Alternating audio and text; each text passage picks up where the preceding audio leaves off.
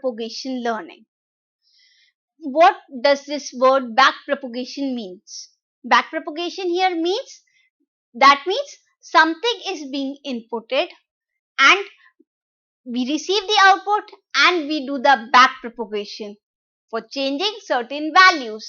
So this back propagation learning, this is very important in our neural network, because what we do, we take certain input, then we compute it with the help of hidden layers, and then we receive the output. Suppose the output that we receive, it is not up to the mark. It is not up to the mark of what we can say what we want. So we have studied that how do we compute the output? How do we do that? We take the input, we allot some random weights to different inputs, and then these are multiplied, the inputs and the weights are multiplied, and later after multiplication what happens? We feed them to the hidden layer and certain activation functions are applied. After that we receive the output. Now in backpropagation learning, what happens when we receive the output? If it is not up to the mark, we go back and we take the input, we assign some different values of the weights to our neural network.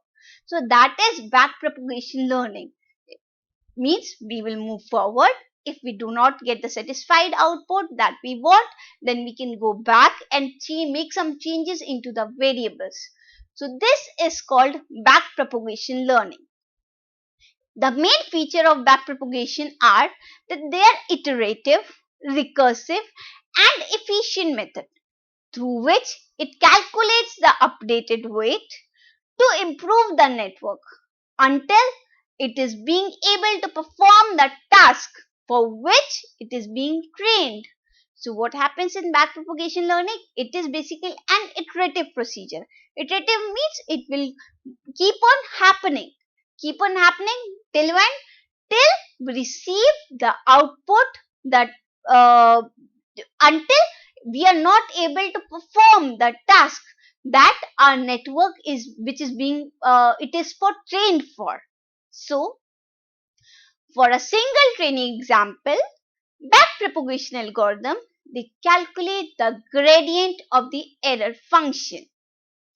Backpropagation algorithm, they are the set of methods used to efficiently train the artificial neural network following a gradient descent approach which exploits the chain rule. So the backpropagation learning algorithm, they are one of the most popular design for implementing our artificial neural network. Since the algorithm, they are being supported by most commercial neural network, they are considered as the most robust paradigm. So basically, what is backpropagation algorithm? It is the main features of it are that they are iterative, they are recursive and they are efficient method for training our neural network. Since when we are training the neural network, we want certain sort of output. If we do not receive that output, then we have to go back. That is called backpropagation. We have to go back again, make changes into the weights which we initially allotted. Again we multiply them with the inputs and we perform the activation function and we receive the output. So to improve the output network, we can use this backpropagation learning algorithm. Coming to the next term, that is empirical risk minimization. Again, this term is very common when we talk about the neural network. This is empirical risk minimization. What we want is, what is empirical risk minimization? It is basically a principle in which the statistical learning theory here defines a family of learning algorithm. The core idea of it is that we cannot know exactly how well an algorithm will work in practice. That means that is called true risk. How well our algorithm that we have designed, it will work. That is called true risk because we do not know the true distribution of data that the algorithm will work on. but we can measure its performance on a known set of training data. That known set of training data, that is called empirical risk. So there are two terms. If we are talking about empirical risk minimization, we have two terms. One is true risk, second is empirical risk. Now, first talking about the true risk, we cannot know how well the algorithm will work on in practice, because we do not know what sort of data will be applied to that particular algorithm. So that is called true risk. But we can measure its performance on a known set of training set we can say. So that is called empirical risk. We have assumed that our samples from this distribution and use our data as an approximation. If we compute the loss using the data points in our data set, it is called empirical risk. But as the name is saying, it is empirical, not true, because using a data set that is a subset of the whole population or the whole data we can say. We want to minimize the true risk. We do not have information that allow us to achieve that. So we hope that this empirical risk, it will almost be same as the true risk. So what we do, we are talking about empirical risk minimization. What is empirical risk minimization and what is true risk?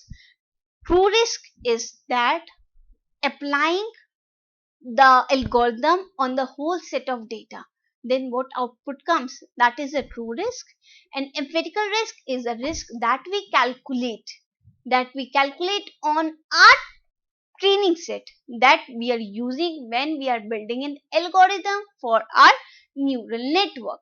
A learning model is built. When any kind of learning model is built, we have to pick a function that minimizes the empirical risk. That is, we can call that value a delta. The delta between the predicted output and the actual output for the data points in the data set. So our main concern for empirical risk minimization process is to minimize the empirical risk. What is empirical risk? That is the delta between the predicted output and the actual output.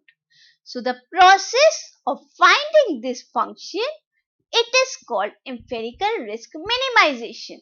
So the process of finding this function which is minimizing our empirical risk, this process of finding this empirical risk is called empirical risk minimization. For example, if we would want to build a model that can differentiate between a male and a female based on certain specific features. Now, that means if certain inputs are being given to our models, in which model means the neural network that we are designing or the learning algorithm that we are designing, certain images are of male, certain images are of female. If we select 150 random people where in that particular selection we have seen that women are really short and the men are tall, so then the model, if we design considering this particular feature, so the model that will design, it will work incorrectly. It will assume that height is a differentiating feature, but it is not always so. So for building a true accurate model, we have to gather all the women and men in the world to extract differentiating features between the men and the women. Unfortunately, this is not possible. So we select a particular set of people and hope that this sample is the representative of the whole population. So that is why we are trying to reduce our empirical risk. How do we do that? We take a particular set of data and we apply our model on that particular data and we calculate the output. Our main purpose here for in empirical risk minimization is to reduce the value of delta, that is the difference between the predicted output and the actual output of the data points in the data set. So the process of finding this particular function, it is called empirical risk minimization. These are all terms which are related to our feedforward neural network. This is another important term, that is regularization. Now what does this regularization means? It is one of the most important concepts of machine learning. It is a technique to prevent the model from overfitting by adding some extra information to it. What do we want? We want to prevent our model from overfitting. So what do? We add some extra information to it. Sometimes the machine learning model, it performs well with the training set, but it does not perform well with the test set. We have seen when we were training a pattern recognition system, we have taken some training data set and some test data set. Now if we have designed a particular machine learning model, that model, it works well, it is working well with the training set that we have given, but it does not perform well with the test set. It means the model is not able to predict the output when deals with the unseen data. So by introducing noise in the output, and hence the model is called overfitted. So this problem can be dealt with the help of regularization. What is the problem that we are facing? That our model, it is working well with the training set, but it is not performing well with the test data. So the model is not able to predict the output when it comes to the unseen data. So this model, this will be called overfitted. So to prevent this overfitting, we add some extra information to it. So that extra information, that extra feature, that is addition of that feature, that is called regularization. This technique, it is used in such a way that it will allow to maintain all the variables or features in the model by introducing the magnitude of the variables. So to maintain accuracy of our model as well as generalization of the model, we are using regularization. So what is regularization? It is a technique to prevent the model from overfitting by adding some extra information to it. If we are performing well with the training set but not with the test set, so that means we can conclude that our model is not able to deal with the unseen data. So in that case, what do we need to do? We need to regularize our system. That means our model that we have built, it is overfitted. So we need to regularize it. It mainly regularizes or reduces the coefficient of features towards zero. In simple words, the regularization technique. Here we reduce the magnitude of features by keeping the same number of features. What do? We keep the number of features the same, but we reduce the magnitude of the features. Regularization, it works by adding a penalty or complexity term to the complex model. So why do we use this regularization? To prevent the overfitting of model. How do? We add an extra information into it. In regularization, we reduce the magnitude of the features by keeping the same number of features. Features will remain the same. Features on basis of which we are designing our model. So those features will remain, the number of features will remain the same, but we reduce the magnitude of those features. Now, there are mainly two types of regularization technique. One is ridge regression and second is Lego regression. Talking about the first one, that is ridge regression. It is one of the most common type of regression that we apply. We have seen that in regularization, we keep the same number of features. So, what happens in ridge regression? It is one of the most commonly used type of regression in which a small amount of bias is introduced so that we can get the predictions according to that. What do in ridge regression? We assign a small amount of bias to our system, and a small amount of bias is introduced in our system. Ridge regression, it is a regularization technique which is used to reduce the complexity of the model. This ridge regression we are using to reduce the complexity of the model. In this technique, the cost function is also used by adding some penalty to it. The amount of bias added to the model, what amount of bias, what amount of this extra information that you are adding to this model, it is called regression penalty. So that is about ridge regression. That means we are adding an extra information into our model, we are adding a bias into our model.